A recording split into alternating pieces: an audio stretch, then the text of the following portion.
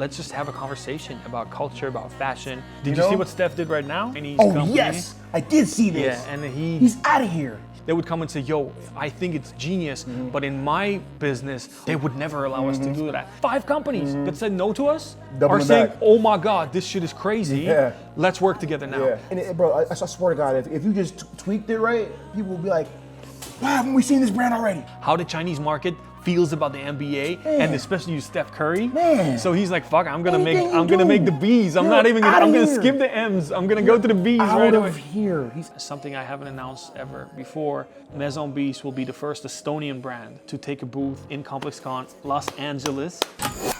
Welcome to another episode done right here in the Laundromat, the Maison Beast store, and we have somebody super special, super close to the brand, I might say. Clip, welcome all the way from Los Angeles. Fathergod. If y'all seen our content before, you've seen him in our shoots.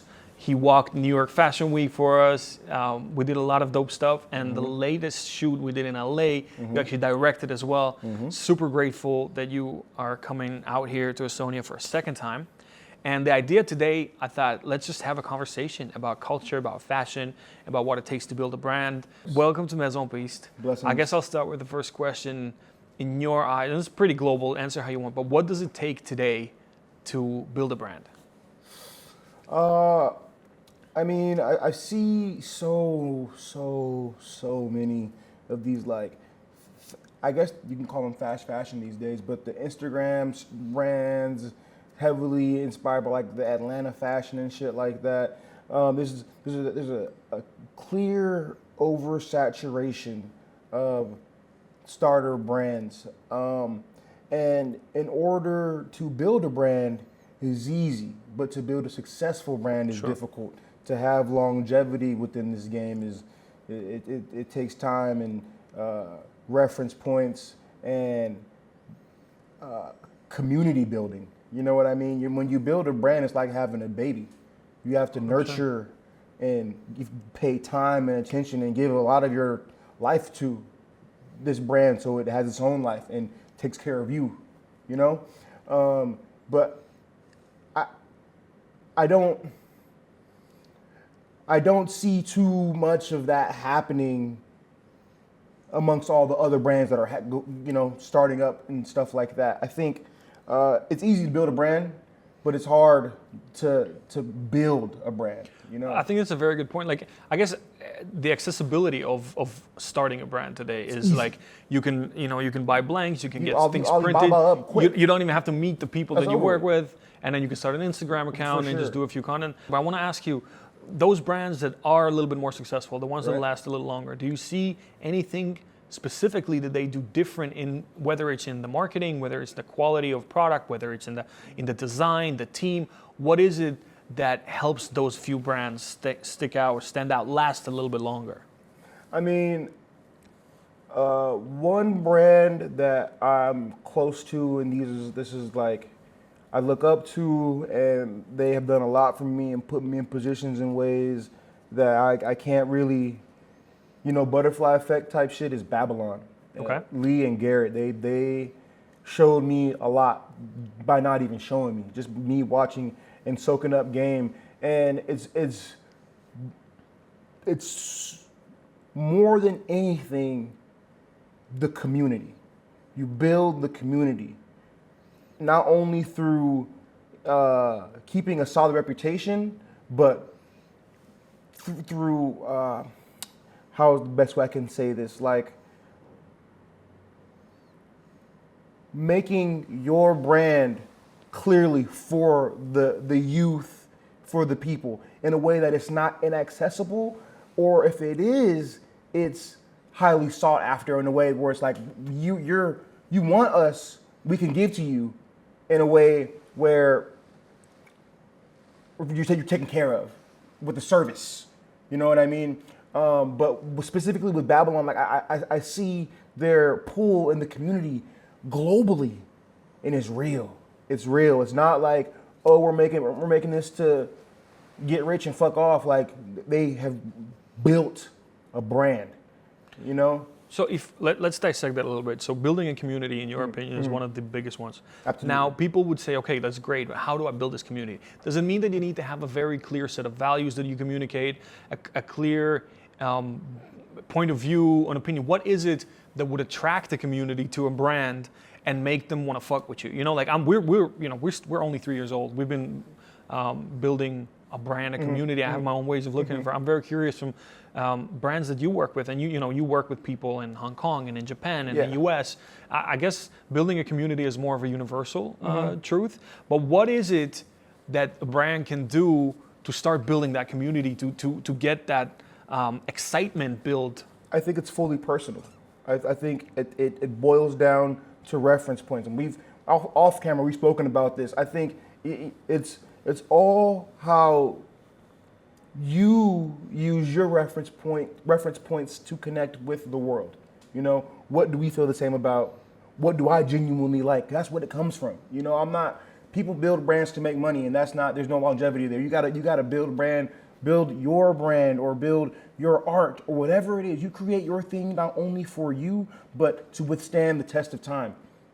Only through originality. You know what I mean? And doing what comes from inside. I totally relate to that. I mean, I think that's what it is. I think a lot of the time, I see a lot of people people write us too, like, oh, I want to start a brand. Can you guide us on what's the best thing to do? And I always feel very difficult in answering, because the way we build the brand was not saying what's popping right now, no, what's hot right now. No. We're like, what's our point of view on the world? Man. We have, shows that we watch, a certain sense of humor, a certain way that we speak, absolutely, a certain, things that we make fun of, me, my partners. And when we build the brand, we're like, how do we take all of that, put it in a pot, stir it, and we serve our point of view, even if it's totally not the kind of things that anybody around us would say.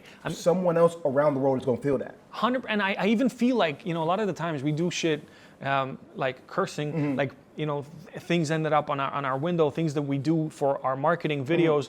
People are like, they fuck with it, but they, in their own businesses, or they would come and say, yo, I think it's genius, but in my business, our marketing manager, our CEO, they would never allow us to do that. So I think that's a very valid point. If you want to build a brand that lasts, if you want to have longevity, if you want to have a community, you have to have, first of all, a point of view, and you have to stick to that point of view, even if it's not immediately understood. We created certain items that sell out very fast, and then we created certain items that are moving much slower, but when people catch on, they're like, oh, exactly. So sometimes it takes time for the market to catch on and understand what you're doing. I was pitching, I'll give you a great example. We really wanted to do football aesthetic merch. Yeah. And we didn't want to do it like every other brand does it. There's a lot, and like, don't get me wrong, Palace, all these great brands, a lot of them are doing football jersey by just basically putting their brand on a football type jersey, and they have the football aesthetic, and that's it. And we're like, that we don't want to do that, because that's kind of boring to us. We want to build a whole world around it. We want to build a fake club, a club that doesn't exist, but it would feel real. The pictures, the videos that we do for it, we would decorate a wall with fake articles. We will build this entire vision, and we give it a point of view. Like we chose black and white, like UK hooligan gritty style, gritty grime type vibe, and we stuck to that vibe. But I'll tell you, for 2 years, I was pitching it to companies and ideas to say, yo, we need this football team needs a sponsor, because we didn't have a lot of money to produce it. We're like, let's find a sponsor, produce that way. Right. We heard no 100 times. One company agreed to believe in us and do it. We did it. Now we did all these reels and photos for it. 5 companies that said no to us are saying, oh my God, this shit is crazy. Let's work together now. So I feel like sometimes people have a lack of fantasy when you pitch them an idea to understand what it would land like in the real world, like how it would actually look like. When they see it after it's done, they're like, fuck, that's brilliant. It's kind of like, I'm sorry, go ahead. No. But I was simply saying that you need to have a little bit of a crazy mind, a little bit of a imagination or fantasy, that even if people around you don't understand why the fuck would anybody put money into a fake club or buy it, to still stick to your point of view and say, I see this world, I'm going to build this world, and then they're going to come. the word for what that is called dreaming awake. I love that. You have to see your dreams while you're awake. You know what I mean? 100%. And they're your dreams. And a lot of people aren't going to see your dreams. But once you're able to build and manifest that, then people will be able to see like, oh, this shit is real.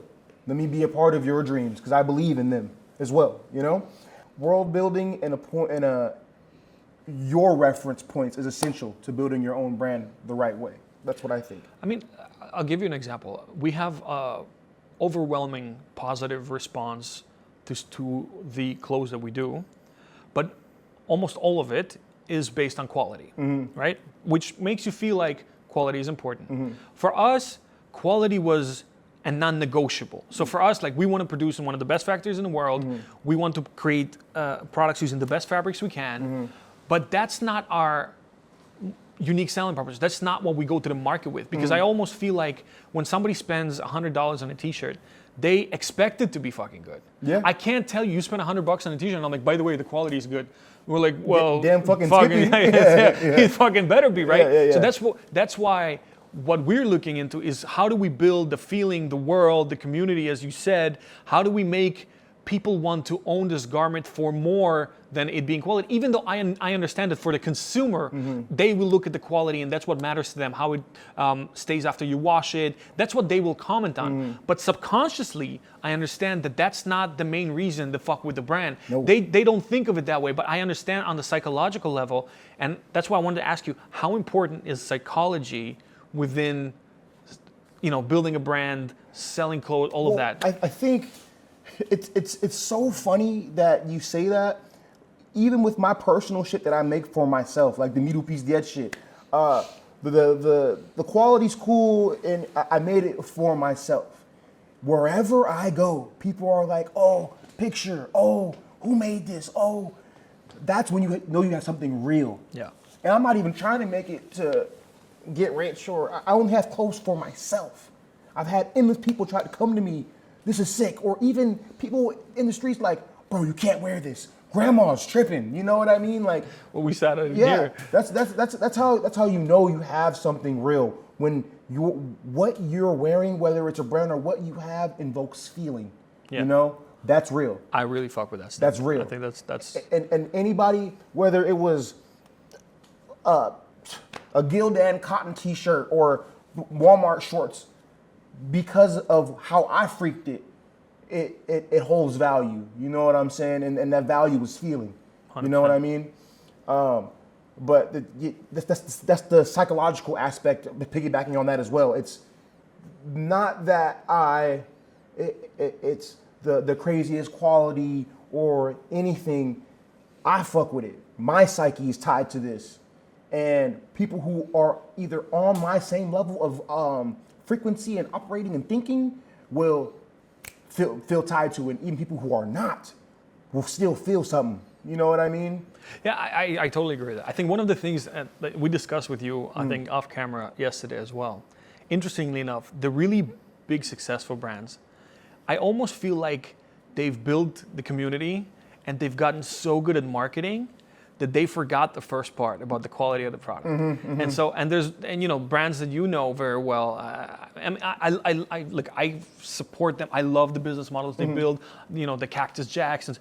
They've built machines. Those are business machines. Yeah. But at the same time, functioning machines. when I looked at how they're actually doing the business model, it's all on pre-sale, right? Yeah. They don't take any risk of, like, we have to manufacture all our pieces in advance and then risk. sell them because we're doing our own patterns and our own cuts. We're not taking any blanks. So we can't come to a factory and say, listen, here's our patterns and our blanks. We're going to do a pre-order. And then, we have to produce it first. You got to have the product first. I think started like that, but now they've gotten so good at this marketing game where they kind of they only shitted on the quality. Yeah, They're like, we just figured out how to sell it, and then people want it anyways. Yeah, but I think when it comes to like the main topic that we started with, how to build a brand, we're not even looking at niggas like them. You know what I'm saying?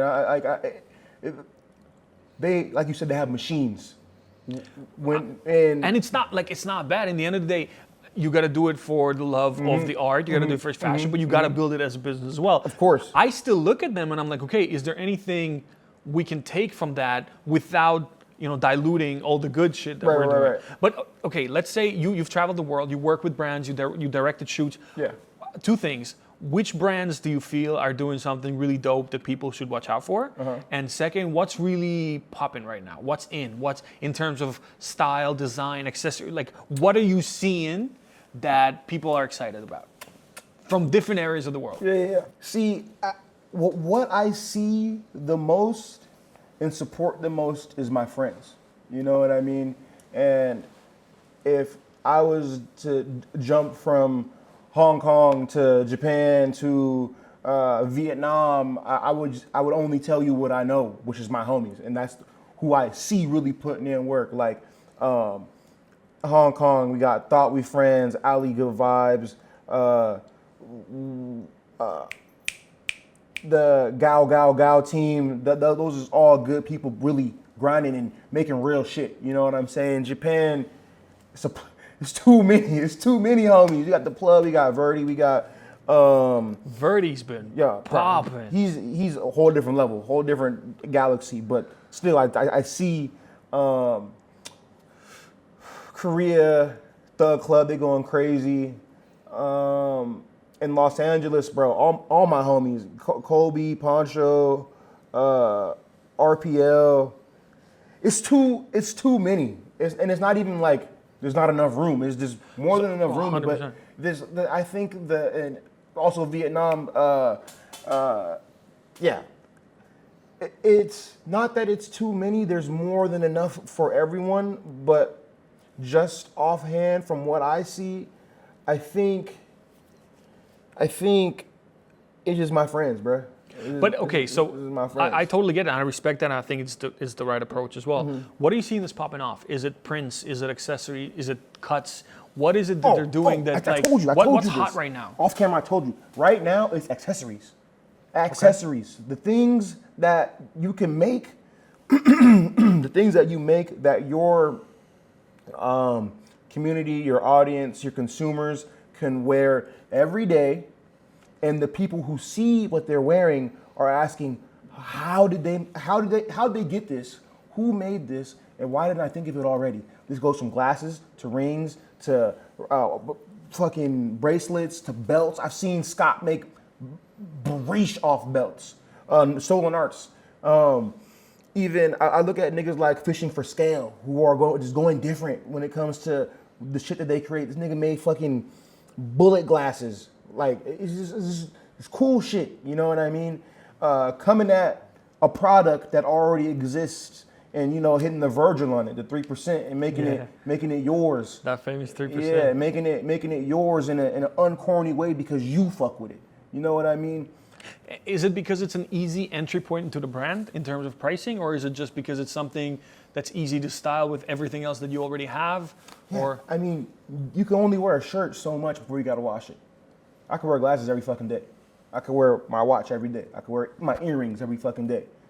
My belt every day. You know what I mean? And people are gonna see these things. It's marketable. It's easy. It's easier to market, and people can splish and splash more versatile wise. You know what I'm saying? That's the accessories right now. I feel like accessories is the way to go in terms of starting a brand, and it's a bit more cost effective depending on how you're freaking it.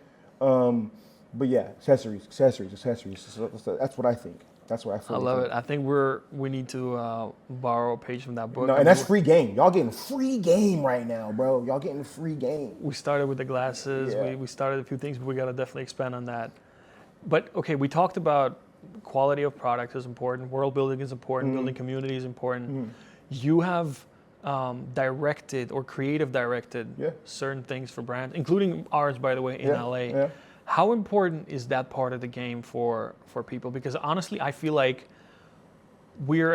I can't even call ourselves like a clothing brand at this point. I think that the amount of energy, time, resources we spend on the creative direction and bringing a certain vision to life, and whether it's through videos and photos and other assets, is just a big, if not even a bigger part than the production part of itself. How do you feel about that? And what's important in creating those different shoots? Like when you get a brand that comes to you and say, yo, I have this collection. I gotta fuck with the brand first. Okay, I love that. So it has to be somebody you enjoy, you like what they do. Yeah, I mean, if I gotta fuck with something from the brand, like whether it's the pieces or the people. Like Okay. if their clothes are alright, I'm gonna still fuck with you because you real. You know what I'm saying? We can make something shake to where I can make this organic and authentic. Because that's what I understand. But what's your process? Let's say you fuck with the people or you fuck with the clothes. Somebody comes to you with a collection, say, I need a shoot. You need to a lookbooking campaign. Yeah, I need a campaign. Okay. How do you start? How do you go about it? How do you collect references? If people want to know and they want to create a shoot, what are the steps they need to go through? So me first, I look at the clothing. I look at whatever it is I'm working with, whether it's accessories, footwear. I look at the clothes. And I imagine myself in the clothes and how I feel most comfortable wearing and portraying. And a lot of these things come from my personal reference points. And I think of people like Spike Lee and Hype Williams and like Director X. The worlds that they build come directly from inside. Yeah. I try to do the same thing with when I direct. And it's never too crazy or too difficult because it's in me. You know what I'm saying? Okay, so you're looking at your personal reference points, inspirations, and then you create something for the brand that comes a little bit from you, but that would also be current, make sense, and it goes back to reference points. It comes from me, but everybody gonna feel this because it's real. You know what I'm saying? And I think that's where a lot of these like fast fashion Instagram brands and the brands who are trying to market to Americans or piggyback on American culture and like black culture are failing because they're not there. You know what I'm saying? They don't have someone who really in the situation or comes from a situation to make it right, or they just didn't do their homework because you don't have to fully live that to execute it. But you have to have a proper understanding. You know what I mean? You have to have a proper understanding. You have to do your homework, watch the culture, study the culture. If you want to, you know? I mean, that's a full-time job for if you look at from my perspective. I grew up around American culture since a very young age, starting from just me picking up the language. I went to an international school with American teachers, so I picked up the language there, and then it was watching the sitcoms and the stand-up comedies, and then getting into hip-hop really early on, and consuming to a point where I felt like I don't want to just consume, I want to contribute to the same culture. And I mean, I obviously understand, coming from a Caucasian background, but so many friends in the States, been there so many times. I almost take it like a full-time job to consume culture every day. Yeah. Whether I wake up earlier and I watch what happened in all whether it's the Super Bowl or the NBA Finals or the Grammys or whatever it is, to me maybe going to sleep at like 2 a.m. because I'm watching something that's being shown in The Wire, all these shows. Yeah. So. And it's not something that say, well, I consumed it for 10 years, now I know it. Nah. It's something that just doesn't stop. You need to know the brands, the references, the jokes, everything that's happening in culture. For sure. You have to be on it 24/7 so that you can be very quick to react and use it within your references, within your content as well. It must be from within. You must have a genuine infatuation with how this shit works and what it is. And I think a lot of times why you can just tell when these brands are just faking the fucking funk and they're not doing it right. You know what I mean? And I think when you're building something like that, actually, before I even say that, there's niggas in America who are fully not in tune and in touch. It's not going there or being from there. Right. You know what I mean? Right. Like there's niggas in Silicon Valley don't give a fuck about what's going on in the culture. Sure. And there's niggas in the hood that definitely don't give a fuck about what's going on in the culture.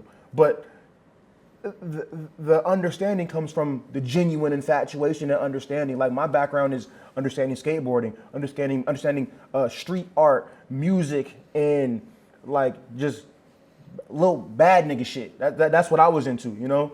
And I pull from, and also like my mom's and like music and shit. Like her she rubbed off a lot on me, but I pull from all that and stir it into my pot when it comes to my creation. You know what I mean? And I just think it just comes from within, honestly.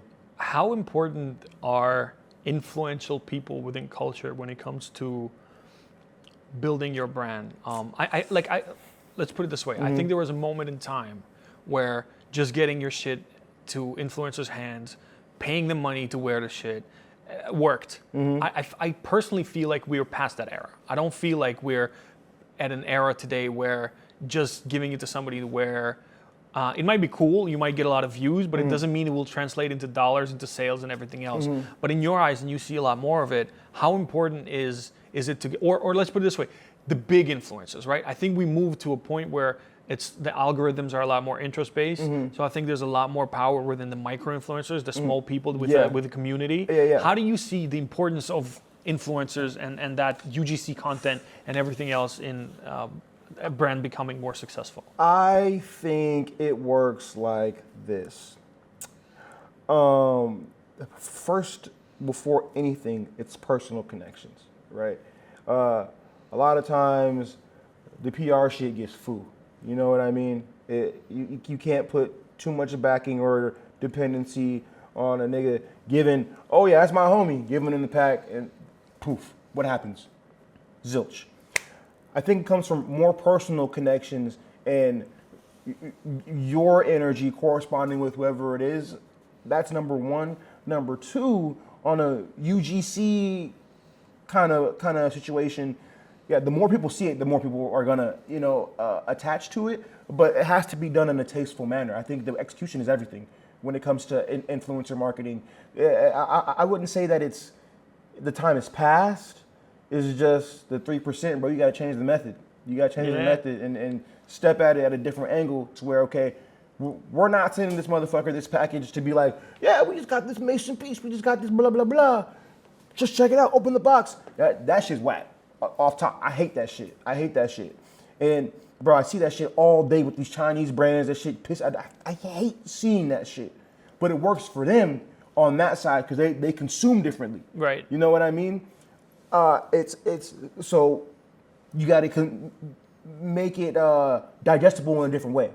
So when right now a big thing is streaming.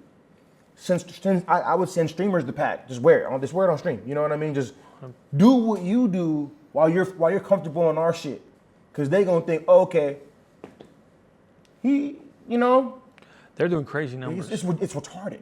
Excuse me. It's ridiculous. Yeah. It's ridiculous. They're doing crazy numbers. I think that's more of the angle. Is just personal relationships. Number one. Number two is how it's the execution is everything. Execution is everything. Do you know the movie studio A24? Yeah, of course. I think that's like a ridiculously good example. Yes. Of taking marketing where, Marty Supreme, and they literally they created a movie and then they created this entire merch whole world. Bro, and it went for bread. If they made a movie right now, just A24 production. If they made any movie right now about, matter of fact, let's make it real. A24 made a movie about Maison Beast and how the birth of Maison Beast. Y'all will be out of here. Out of here. That's one of those production houses I really look up to. Me too.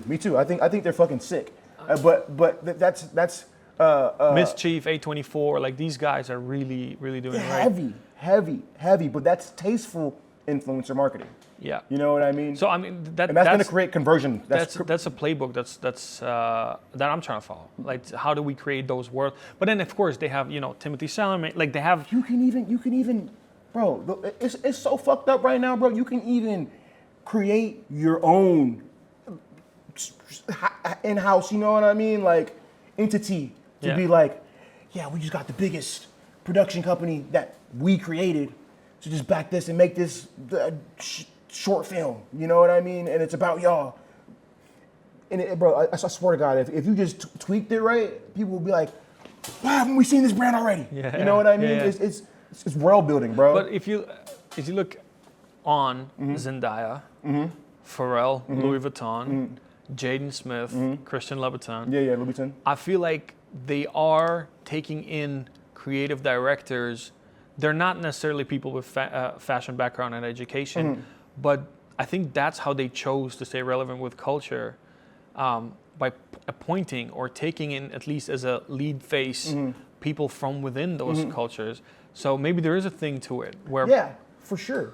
I mean, I see a lot of love-hate with the Jaden Smith thing going on. I think the first collection wasn't as well received. I think now with the second collection you just showed in Paris, I felt like there's a little bit more of a hype and vibe about what... Yeah, I think it's execution. Once niggas see that you can do it, because, you know, a nigga's gonna hate. Like, a man who worked his ass off building an oil company and a 20-year-old who got rich off crypto, he gonna hate because he got it easy. But it is what it is. He's having it regardless. You can't look over the fact that it's existing and it's real. You know what I'm saying? So y'all can stay over there or join the winning team and make some more money. You know what I mean?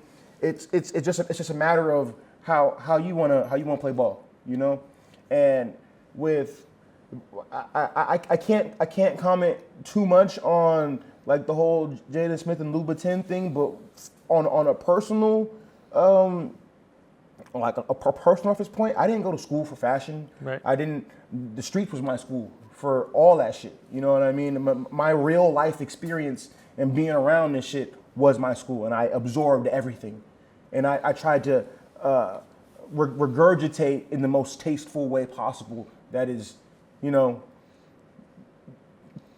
tasteful. Well, I think it's going back to what you were saying earlier. I never professionally went to school for fashion. However, I learned through the schools that I've been to and moving countries, I learned to be an independent thinker. I learned to have a point of view and to feel really strong about it and express it very freely. And so I feel with that, and then having a bunch of business experience, both good and bad, I feel like it's a very unique perspective in building a brand, because I feel like we're bold enough to express our point of view, to defend our point of view. Obviously, then have the professional designer also on board to be able to make really dope quality shit, having the manufacturing facilities to do it as well. But I almost feel like I can't say anybody can do this, because the truth is, building a brand, it's not just building a clothing brand. Building a brand is fucking hard. Yeah. You have to be a little psychotic. You have to understand that it damages relationships of people close to you. It's 24/7. You don't turn up. There's going to be ups and downs. Cash. There's so many things that not a lot of people can handle. Yeah. But if that's in place, I feel having a strong point of view and a creative mind or creative people around you can. That's the prerequisite of building a brand. Also, aside from the hard work, it's team. You need to have a team. The team is essential. Whether it's 2, 10, 100 people, it's a team. And if I think about there's an analogy that I heard some years ago about when Steph took OKC to the championship those times. It's not just Steph. Steph plays his part. So does the rest of the fucking team, and that's why they win. Did you see what Steph did right now in terms of the fashion thing? No, I didn't. So Steph just signed a deal with a Chinese company. Oh, yes. I did see this. Yeah, and he's out of here. He went, everybody, because he became a free agent, so everybody's like, okay, who is he going to sign with? Is it Nike? Is it Adidas? He pulled a totally different number, went to China, did a deal with a Chinese company for an entire, a golf brand. I think they invested a ton of money. I think he invested a ton of money. He just got fuck you money, straight up. Yeah, he did. And then he did his whole he just released the first golf shoe and did the whole clothing brand. And I think it's, very non-traditional way of thinking. I think he looked at the Chinese market, how the Chinese market feels about the NBA, Man. and especially Steph Curry. Man. So he's like, fuck, I'm gonna Anything make the B's. I'm gonna skip the M's. I'm gonna go to the B's right away. He's out of here. And I wonder if I haven't seen a lot of people do that from the States. So I wonder if that's something that's gonna be replicated. Well, I think now more than ever, niggas are realizing how landlocked they are in America, and we didn't. Well, I wouldn't say we, but I didn't realize. I thought America was the center of the world because I was there. You know, that's all I knew. I didn't think. Why would I go to Estonia? Why would I go? But see, our whole part of the world, I think, still feels that way. Like if you ask any brand, any young person, like what's the mark? Everybody's trying to make it to America. For sure. And then you're saying like, actually, right? Well, this is what I'm trying to say. There was a point where I thought like, yeah, we're at the LA, you know what I'm saying? America, we here, you know, this is it. But we are engineered systematically to think that like you don't have to get a passport in America. There's places in Europe you can't move around without one. You know what I mean? We're made to stay in America and keep earning American dollars and spending it in America. Whereas now more than ever, I feel like China's trending, Thailand's trending, making your money in America and living somewhere else is moving up. You know what I mean?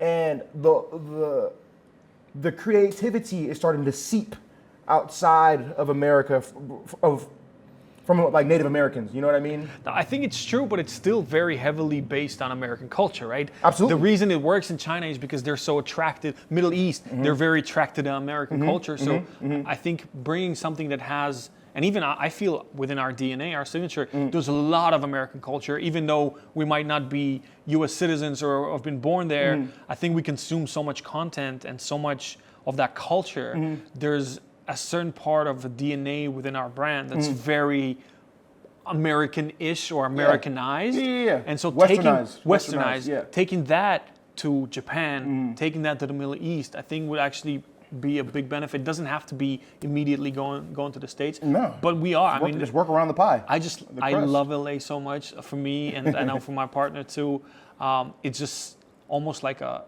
box we need to tick. Like we want to, you know, it's just going to LA for fun is expensive. Yeah. Going to LA because you have a business in there is something totally different. Funny, and this is something I haven't announced ever before. We met first time, ComplexCon, Hong Kong. Yep. We saw again in ComplexCon Vegas. Yeah. This year, Maison Beast will be the first Estonian brand to take a booth in ComplexCon Los Angeles. Yes, sir. I'm hoping you're going to be around. I'll be there. I feel like we want to take that bold step to at least introduce the brand to an American audience and see whether it pops or not. I hope that you are going to be around. I'll be there. I'll be there to support y'all, of course. Make the connection, so on. But when we met first time in Hong Kong, I think we just got along on a personal level. Yeah, it was just energy. And then you got to know a little bit about the brand. I'm curious to know, what is it that you saw initially before we weren't as close as we are today? What is it that made you come out in New York, made you come out to Estonia? What, from that perspective, like what is it that you saw that you had some sort of belief that this could make it? I would assume that because you made all the steps, you had some sort of a level of belief, not just in us being close friends, but in seeing something more in it. Or I might be wrong. I'm just curious to know what it was. I mean, when we first met, it was just like, I had never heard of Estonia. I'm not gonna lie. I had never. You and 99% of the population in the world. I was 24, I think, or 23. One of those. I had never heard of Estonia. I'm like, where the fuck is that? And I looked on the map. I'm like, damn, y'all niggas is far. But it was cool to me to hear that y'all had your own shit going on, and you giving me your physical card. I'm like, okay, sick. They still have physical cards out there. yeah, giving me physical card. I'm like, okay, sick. This is. It came from my own internal interest to like not only unlock this side of the world, but to have genuine connections on not like, oh, let me take, or oh, let me, just take. I hate that shit, bro. I don't fuck with that shit. I fuck with y'all. You and Kaido, when I met him, like, okay, cool. I would I would spend my own bread to see what this is like. You know what I mean? So that's where it started first. It wasn't like, okay, the brand's cool. I didn't. Yeah, really, you didn't really know anything. I didn't about really the know. brand back then. I just knew that this is something I had never heard of, never knew about. But I'm the risk taker. I'll go anywhere as long as my intuition is in it. You know. So it was more of an intuitive thing. Like I feel like this could be cool. This could be cool. And that's another message that I kind of have for the people that are building the brands. I know that when you start off, you don't have big budgets. Mm-hmm. It's been proven to me time and time again in different businesses that I've done. Sometimes it's worth taking, and I say this from the heart, worth taking the last $2,000 you have on your account and buying that trip to go to a Complex Con in Hong Kong when you know fucking nobody. That shit changed my life. You know nobody. This is what it was. It was our last fucking money on the account. Yeah. Let's go there. Yeah. And then you get there, and then you understand that you build relationships, you get contacts. We got the shoes, the Richmond, all of these avenues begin to open when you take that risk and you go. If you stay within your four walls, if you stay within here, you might have $2,000 today and you might have the same $2,000 tomorrow and the day after. Instead, take that fucking risk. Go out of your country, go out to those events, go to the trade shows. Broke. I was broke. I ain't have more than $300 when I met you in Hong Kong, bro. I was broke out there. And I had explained earlier that the company I was working with, it's called Cop and Flex. Our relationship is now dissolved. No bad energy over there, but they flew me out to Hong Kong and got me the spot and made sure I was good. Shout out Leo, you have my love eternally, bro. Without you, I would not be sitting here now. Straight up, bro. Shout out, bro. He pushed for that and put me in position, and because I was able just to have my 10 toes on that land, bro. I'm the creative director of a footwear company now. You know what I mean? Because of that. And that was the risk that I knew I had to take. It wasn't even like, oh, I don't know, bro. As soon as I found out that that Verdi was art directing, I'm like, I have to go there and figure out how the fuck I can lock in with this section of the earth, because this was so new. You know what I mean? Did you meet Verdi? Were you? Yeah, but I saw Verdi at his booth. I saw Verdi more recently at I was in Korea at his art opening. It was good to see him. Saw his daughter and his wife. He's going crazy. I love to see him go. The collabs, the love he gets from Pharrell. He's insane. It's crazy how these little characters, and actually to me, Verdi is another very motivational thing. When we started the brand, it was all based on certain IP of characters that we've had.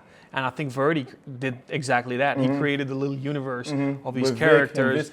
And now they got the McDonald's collabs. And the marketing is towards children. You know what I mean? Like, he has to spread out to where it's like the Girls Don't Cry, the Wasted Youth, and then Vic. And are they all different brands? The Girls Don't Cry, the Wasted Youth, are they? It's all under, I believe, let me not fuck up on camera, but I think it's under his the VK Design Works umbrella, and they're just different. You know what I mean? Kind of like Nike and Nike Golf type shit. They're all their own different things. But backtracking from that to going to Hong Kong changed my whole fucking life, bro. Like, leaving America changed my life. I was broke, bro. I was broke. And what I was doing for work, because, bro, Cop and Flex, them niggas was not taking care of niggas financially, you know what I'm saying? But Leo did his best to put me in position and, like, make sure my rent was paid and all type of shit. I was working with middle school boys as, like, a mentor, you know what I mean? And that was, like, also helping out a lot with the bills and shit. And being able to directly be around the youth now and see what's really relevant and see what they're seeing, which is everything that we see. Everything that we see. These niggas is grown. 13, 12-year-old boys, these niggas is grown. Like, at-risk youth. Like, they seen everything, you know what I mean? And just seeing how they digest and see what's cool was informative to me, you know, because that's as a 23 or 24-year-old, that was not a position that a lot of people are in, you know, and let me not fuck up, divert too much. Going back to the Hong Kong trip, bro, just taking that risk and leaving, that shit changed. That shit changed my whole shit, bro. I think that's exactly the reason why that shit changed my whole shit, bro. We are doing the LA, the Complex Con in LA too. It's just taking that risk, because if you don't, I feel the risk is not taking the risk, if you know what I'm saying. Yeah, bro. If you know that there's a very limited fuck amount a what of if. people. I fucking hate that shit. Yeah. Fuck a what if. Sorry to cut you off, but like no, I mean there's really fuck a what if. Man, what if I didn't rob niggas when I was, you know, when I was on some bullshit? Like, I wouldn't be who I am now. I'm not saying that that's good at all. I'm very blessed to have evolved. I gotta try this shit. I'm very blessed to have evolved from the lifestyle that I was living, because I was directly affecting my own longevity and energy, because karma is real, you know? And once I realized realized to see myself and everyone around me, my whole world changed, and the energy that I projected changed. And it comes back to me tenfold. And that's just by pushing positivity, you know what I'm saying? Yeah, bro. So we talked about the importance of having a point of view. Yep. We talked about the importance of taking risks, getting out there, going out of your fucking home. What it takes to build a brand as well. Community. Yeah. What it takes to build a brand. Influencers. Is there anything else that you feel is important for people that are either building a brand or just kind of like are into fashion? Something to know? Is there any questions that you have? I don't think this is specifically just for brands. I think it's for anything that you fuck with. Like, I would tell the kids that I worked with, like, be a nerd. Like, actually be a nerd about something that you like. For me, initially when I first moved to LA, it was like VHS cameras and like analog footage. That's like the shit that I fucked with. I was nerd. I was like, I like that shit a lot. And like filming on a piece of technology that was built in the 80s, 2026. You know, it's kind of like breaking the rules, because it's capturing the time on a format. No, I'm being a nerd. Anywho, be a nerd about like the shit that you like, and you don't gotta go to fucking college and do like the orthodox way. Make your own route, as long as you fully put 100% in your route, because it's yours. You know, and once you like something, people are gonna like it as long as you like it enough, for long enough. They're gonna catch on. They're gonna catch on. On my end, one of the things that I learned through life going through this, and it's not maybe clothing brand related, maybe it's a more entrepreneurship life lesson or related. I feel like people are, you know, they're studying. They feel like very quickly in life that they should find what they love to do and get comfortable doing that. And I don't think life works that way. I feel like the meaning and whole purpose is to find what is it where you really feel like this is not work. This is my passion. This is everything I'm doing. But I feel like you have to go through a lot of the opposite of that. It's not linear. To get everything you need for that, when that opportunity comes up, that you're actually ready to not fuck up that passion. So I worked in many industries that, you know, I liked, then didn't like so much, get tired of. But I understand today how necessary those experiences were for me to have found this passion and like, I want to do this for the rest of my fucking life. Hell yeah. You asked me today, you know, somebody comes and wants to buy the brand. I wouldn't know what to do tomorrow but this brand. Yeah. Or I would just replicate the exact, like, this is all I want to do. Yeah. But I know that we wouldn't be able to have the brand and business that we have today without the different industries, bankruptcies, failures, like raising money experience, all of the shit that wasn't me, but had to go through to get to what me is. I fully feel you. And be ready to execute on that. I fully feel you. And so I feel like people are rushing into, I want to live my fucking dream. It's because social media, bro. It's because of the internet. It's fully because of the internet. That's what it is. That's what that is. And so I just want people to take the time to go through the experiences, even if they don't feel great at first. Fucking learn from them, take them, and life is long. And then you will find what you got to do whenever you find it. Some people find it earlier, some people find it later. But come. Take the experiences and then use all of that shit. And I'll give you an example. We are today doing some of our best products and projects with companies from completely different industries. Yeah, that's the best way. We just had a collaboration with a grocery store, bro. That's sick. We designed ice cream in plastic bags and we did merch. That's sick. But it's a completely different industry. And you would look at it from like a, you know, in a very on a shallow level, you'd be like, why the fuck would you collaborate? That's essential. And this is, to me, the most exciting part. That's essential. And that's having experiences in different industries. And I keep thinking, how can we take something from a different industry and make it work in this industry? And I think that's where you find the nuggets. That's where you find the opportunities to improve on service, product, and everything else. Not by like looking what's everybody doing in my industry and try to copy that. Go to completely different industries, take what they're doing there, and then innovate in your own shit. I think that's the way to do it. I think that's like grand influencer marketing, bro. Straight up. That's like another level of influencer marketing. Bro, I've seen my homie Drew in Hong Kong. Also, he's super insane artist, and just him and his brother are insane. Fathergod Tate and Drew, they collaborated with HSBC, with the fucking bank. Like, are you kidding me? Yeah. The eyes that are seeing your product now is not only breaded, but it's eyes that would never see your product any other way. 100%. That's what I'm talking about. That's like grand influencer That's marketing. the game. They collaborated with Mercedes-Benz. These kids are like 22 years old, just going crazy. You know on who art. else did? Kid Super, by the way. Shout out to Kid Super. I think that motherfucker killing it. He's insane. Killing it. I think the clashing of those worlds is essential and great. I actually did have a couple questions for you.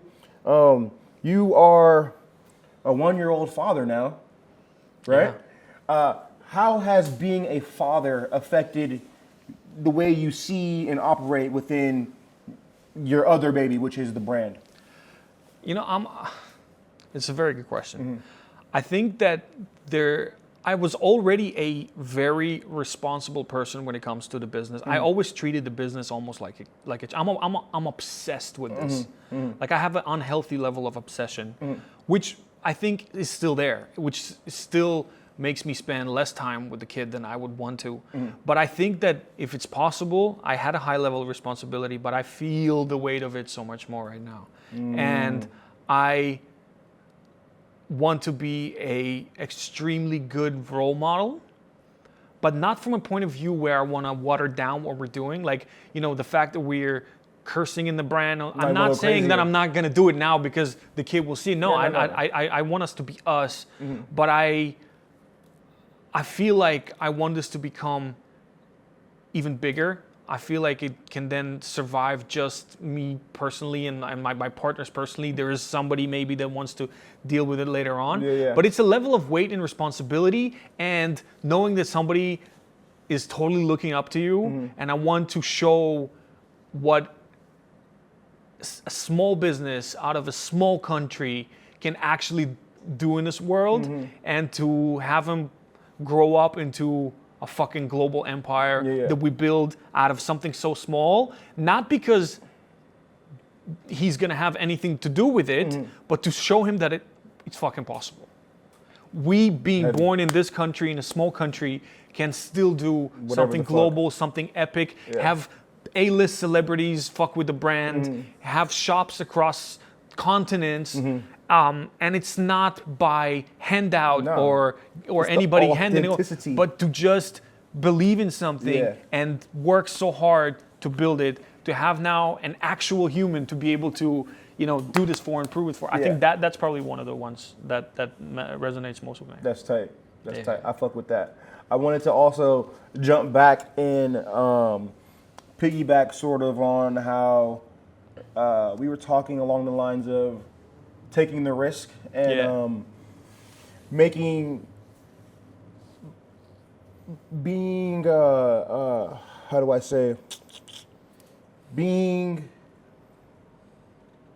grateful. Like you wouldn't change anything That's what you were saying earlier, and I feel the same way because there was times, bro, when I would go to my mom's apartment and like we didn't have no gas at the crib, or nigga we was operating on candles because the lights was off and shit. I'm like, bro, I just wish I was born to like a rich family.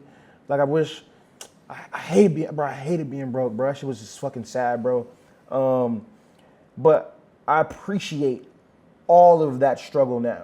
You know what I mean? Because if you put me in a room with a Nepo baby who never had to work for shit, nigga, I eat that nigga up. Pause. Bro, you know what I'm saying? 1,000%. I've been in those rooms. I've been around these people. You know? I studied in that environment, and I understand how much more resilient we are, and how on a long term, can't fail. There's not even exactly. I can't. There's no option. There's no It's room. not the money in the end of the day. No. The money comes and goes. Money is a tool. It flows. But the resilience and grit to, if we fail, we can get up and build it again. Yeah. If people that are used to having everything fail, it's very fucking hard for them to deal with.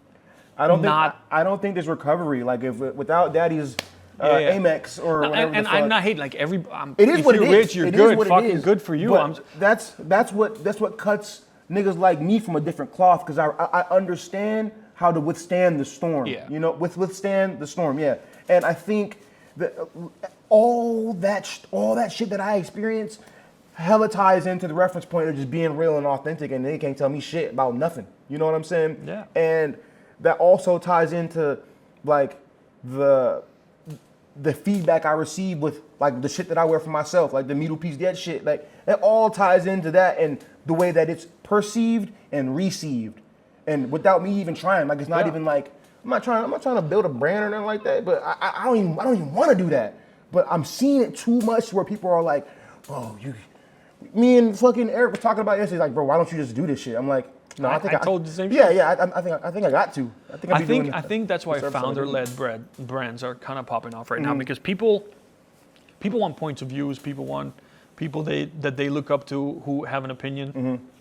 A lot of the times, I see people having the same opinion as us. They're just not so free to express them, or just like they feel the same way we do, but they don't want to be the first ones to kind of say it. I think about niggas in Japan.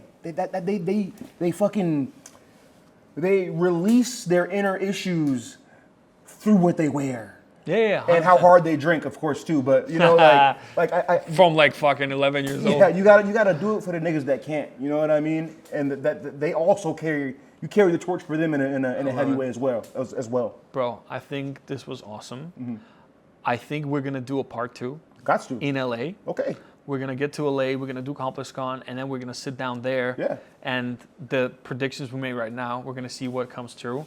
Thank you so much for pulling through. Brother. October, we're gonna see you out there, and we're gonna shoot part 2 out there. By then, we should have the Rhime office up and running. We can probably shoot it at the office. That'd be tight. Hell yeah.